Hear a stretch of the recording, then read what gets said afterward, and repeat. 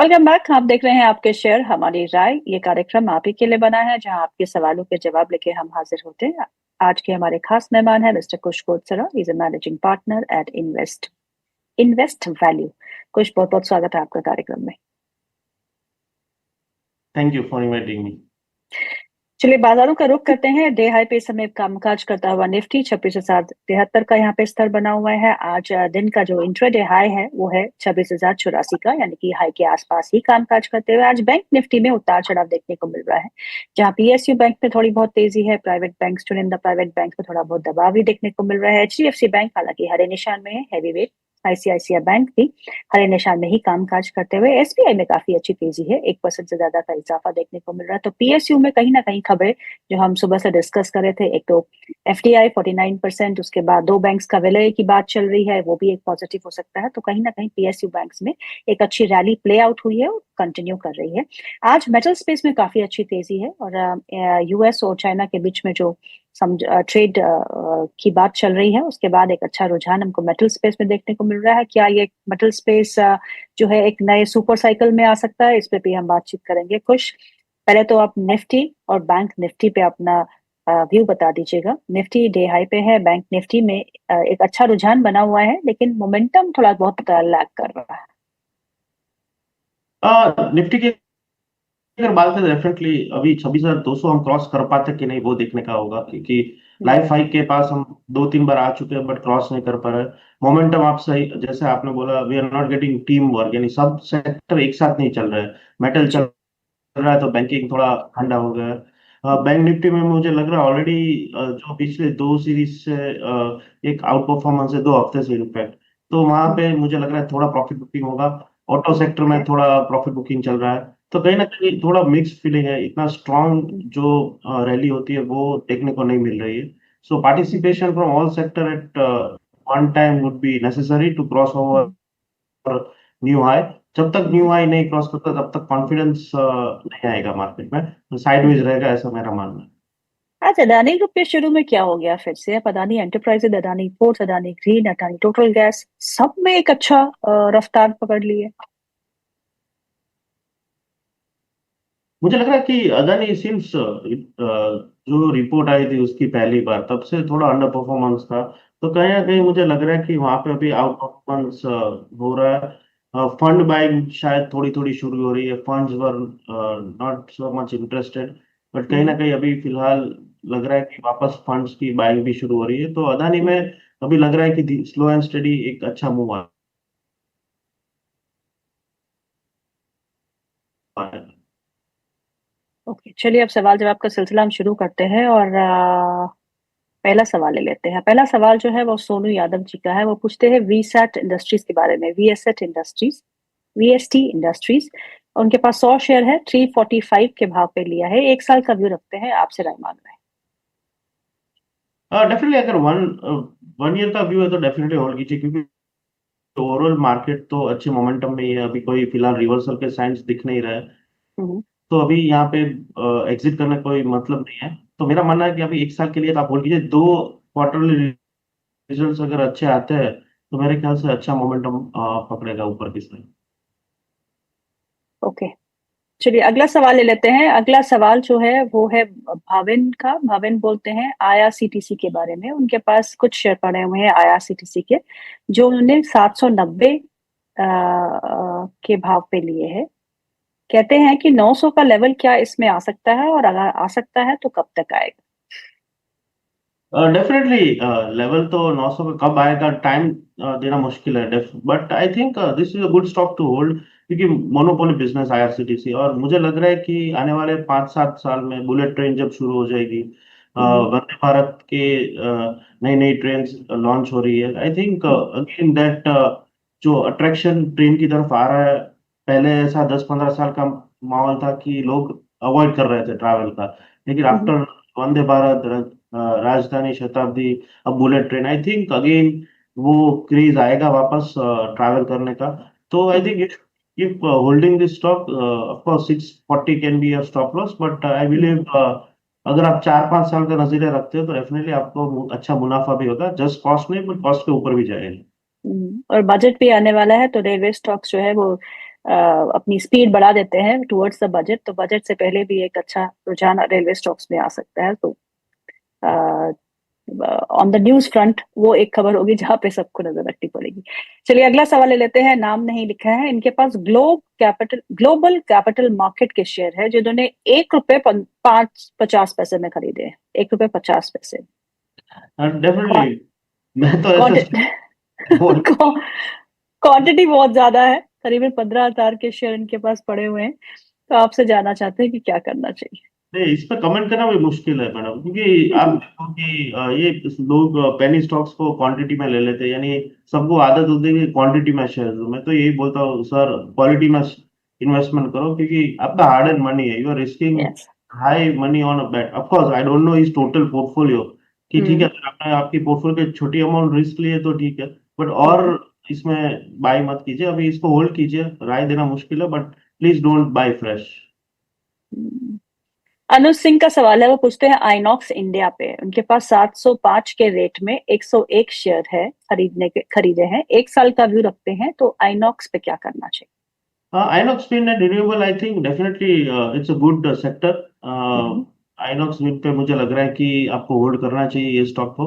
अभी थोड़ा टैरिफ की वजह से जो रिन्यूएबल का export to US has slowed down definitely, hmm. But I hmm. Believe India का ही खुद का डोमेस्टिक कंजम्पशन इतना है रिन्यूएबल में, तो Inox Wind पे मुझे लग रहा है कि आप होल्ड कर सकते हो। ऊपर की तरफ 1 साल में आपको यहाँ से 10 से 15% का मूव मिल सकता एक शेर जाग गया है आज कुछ, वो है वरुण बेवरेजेस। है।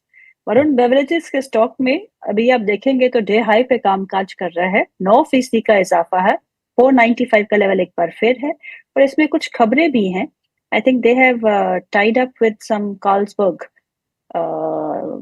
उड़ती उड़ती खबर मैंने देखी थी, I am not able to place it, but the stock is rocking. क्या करना है। हाँ definitely, I mean Varun beverage थोड़ा प्रॉफिट बुकिंग था, बट लॉन्ग टर्म में I think this package drinking, चाहे वो अल्कोहल हो या कोल्ड ड्रिंक हो, उसकी डिमांड रहने ही वाली है। चाहे जीएसटी हम्म। बढ़ गया हो, that doesn't matter. I think hmm. This is going to rise, but इतना ज्यादा मल्टी बैगर भी मैं यहाँ से अभी नहीं मान रहा हूँ। उसका रीजन ये है कि अभी थोड़ा इको फ्रेंडली पैकेजिंग पे भी शिफ्ट हो रहे हैं। If I am not wrong, I heard in Kerala even alcohol is sold in a package boxes. So okay. I'm not sure. So I won't bet a big amount at current levels. Definitely it's a good stock.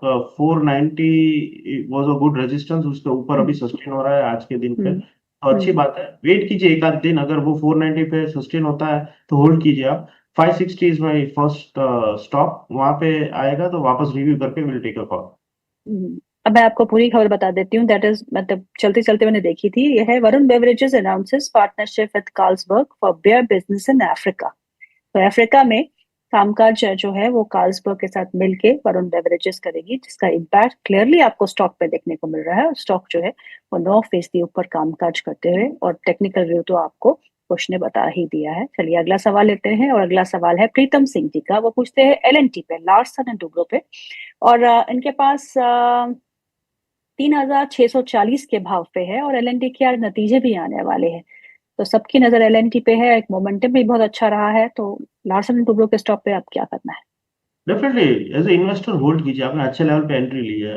मुझे हम्म। लगता है कि शायद results का effect इतना बड़ा भी नहीं आएगा। अगर नेगेटिव भी आता है तो भी it would be a low beta momentum, क्योंकि इसकी ऑर्डर हम्म। बुक जो है वो काफी स्ट्रांग है and it's hmm. Fine in its sector. तो मुझे लगता है आपने अच्छे लेवल पे एंट्री की है, तो होल्ड कीजिए। आपका जो हम्म। कॉस्ट है उसको ट्रेलिंग स्टॉप लॉस रख सकते हैं। ऊपर की हम्म। तरफ अगर अच्छा मोमेंटम आया तो मुझे लगता है 4200 तक जाएगा ये stock, but it will take hmm. Some time, so hold it okay. For next 1 year. Hmm. हम आपको ये भी बता देते हैं कि फाइनेंशियल ईयर 26 जो अभी चल रहा है वित्तीय वर्ष, वहां पे एलएनटी ने गाइड किया है 15% टॉप लाइन ग्रोथ के लिए, और मार्जिन जो है कोर मार्जिन 8.5% रहेंगे वर्सेज 8.3 इन FY25, और 10% ऑर्डर इनफ्लो ग्रोथ।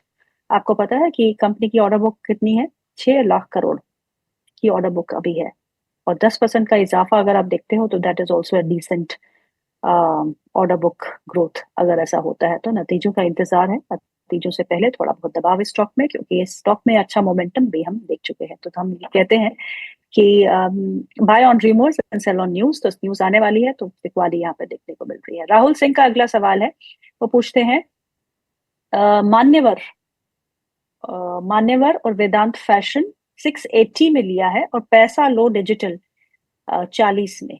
3 महीने का व्यू रखते हैं दोनों ही स्टॉक्स पे, आपका नजरिया क्या है? डेफिनेटली मान्यवर से अगर शुरू करें तो मुझे लगता है कि अभी वेडिंग सीजन है, तो अच्छा मोमेंटम आएगा। वेदांत फैशन हम्म। में भी सेम, यानी सेक्टर्स बोथ आर सेम। तो हम्म। 3 महीने में अगर मुझे लगता है कि we will see a good boost, क्योंकि जिस हिसाब से शॉपिंग हो रही है दिवाली में, आई थिंक कपड़ों पे तो शॉपिंग होती है, may be luxury hmm. Products में कम था, बट यस आई थिंक हम्म। मान्यवर एंड वेदांत फैशन यहाँ से एटलीस्ट 5 to 6% अपसेट आपको 2-3 महीनों में मिल सकता है। They are all low beta, तो तुरंत हम्म। नहीं क्विक मनी नहीं मिलेगा, but yes definitely you should wait for December end, तो आपको अच्छा हम्म। मुनाफा होगा। और तीसरा स्टॉक कौन सा था? बस दो ही थे, पैसा लो, sorry, Paisa Lo. Paisa Lo digital, I am not much fan of this stock. मैं ये बोलता हूँ टेक्निकली लोअर लोज आते ही जा रहा है, तो hmm. It be better to book loss and exit. Okay. अगला सवाल जो है वो प्रकाश वैद्या का है। वो पूछते हैं स्विगी के बारे में। उनके पास स्विगी के शेयर है जो उन्होंने 430 के भाव पे किए खरीदे हैं। पूछते हैं आपसे, होल्ड करूं या बेच दूं? What is your short short term target sir? Swiggy, I think short-term targets 414 can be a stop loss, and target on the upside is around 465. I think Swiggy में टर्न अराउंड हो रहा है धीरे धीरे।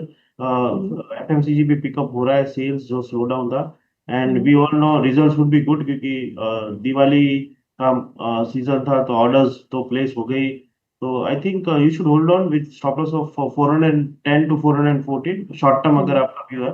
ऊपर हम्म। 460 आया तो एक बार एग्जिट। पावर स्टॉक्स में आज काफी अच्छा एक रुझान देखने को मिल रहा है। पावर स्टॉक्स ऑफ पावरिंग और एनटीपीसी अब निफ्टी 50 का टॉप गेनर। 3% का इजाफा है, 350 के आसपास का स्तर है। क्या करना है? Definitely, I am bullish on power stocks for long term. NTPC and they are all investment stocks. अभी फिलहाल 1-2 दिन का मोमेंटम है, तो अच्छा मोमेंटम रहेगा, but around 420 is my target in next 2 years. So hold on NTPC and all power stocks. Tata steel at 185, खुश, क्या करना है? टेक्निकली मुझे लग रहा है थोड़ा ओवरबॉट जोन में है शॉर्ट टर्म के लिए, तो correction around 175 is expected, and that would be a good entry point. Already है तो आप होल्ड कर सकते हो, बट अगर फ्रेश बाय करना हो तो around 175 is a good entry point. Long term में एज यू से डेफिनेटली मेटल स्टॉक्स पे टर्न अराउंड हो रहा है, और जिस हिसाब से मेटल के प्राइसेस भी बढ़ रहे हैं, I think they all will benefit a lot. Okay, संत राज यादव जी का सवाल ले लेते हैं। अगला सवाल है, और ये है संधार टेक्नोलॉजी पे at the rate of 248 and SW solar at the rate of 298। Please advice target क्या होना चाहिए? हाँ डेफिनेटली, अभी संधार टेक्नोलॉजीज पे मुझे लग रहा है कि target around 560 short term target, stop loss around 530। Fundamentally I have not tracked it, so technically these are the levels for Sandhar technologies. Okay, and SW solar? हाँ, एसडब्ल्यू सोलर में अच्छा मोमेंटम हम देख चुके हैं, तो मेरा मानना ये है कि शॉर्ट टर्म में एक बार आप प्रॉफिट बुक कर लो। नीचे आएगा अराउंड, मुझे लग रहा है यहाँ से 3-4% का करेक्शन और एक्सपेक्टेड है, तो उसके बाद हम वापस रिव्यू करके एंट्री लेंगे S W solar. Okay, PSU banks में क्या खरीदना है कुछ? पीएसयू बैंक्स में डेफिनेटली जो ड्रीम रैली आई है, खास करके आप एसबीआई देखो तो beyond 900 after a long time, तो I believe I would stay with SBI bank, but not buying at current levels, क्योंकि पिछले 3 हफ्तों से they are outperforming and overbought zone में टेक्निकली, तो छोटे करेक्शंस आएंगे, but if you are a long term investor, SBI and BOB are my favourite picks. कोई भी डिप आया तो इसमें आप खरीदारी कर सकते हैं, ये लेवल पे शॉर्ट टर्म नहीं। ओके, ये लेवल पे शॉर्ट टर्म नहीं, आपको अगर लॉन्ग टर्म के लिए खरीदना है तो आप बैंक्स भी खरीद सकते हैं, SBI खास तौर पे। अगला सवाल जो है वो है आरती जैन का। वो पूछती हैं, उनके पास 1000 शेयर है इंजीनियर्स इंडिया लिमिटेड के, 201 के भाव पे खरीदे हैं। What can be the target for 1 month? आजकल तो पेशेंस ही किसी को नहीं है, 1 महीने का ही टारगेट पूछते हैं। 1 महीने का इंजीनियर्स इंडिया पे टारगेट। डेफिनेटली वेरी डिफिकल्ट, क्योंकि अगर आप सोचो तो लास्ट सितंबर या अक्टूबर में हमने मार्केट में हाई किया था, अभी फिलहाल वहीं पे है, तो 1 साल से साइडवेज है। आई एम श्योर ट्रेडर्स ने इतना नहीं कमाया, जो यानी स्टॉक स्पेसिफिक अगर साइकिल पकड़ लिया तो ठीक है, बट मैं यही मानता हूँ इंजीनियर्स इंडिया या कोई भी PSU स्टॉक्स हो, you should keep more than 5 to 6 months view.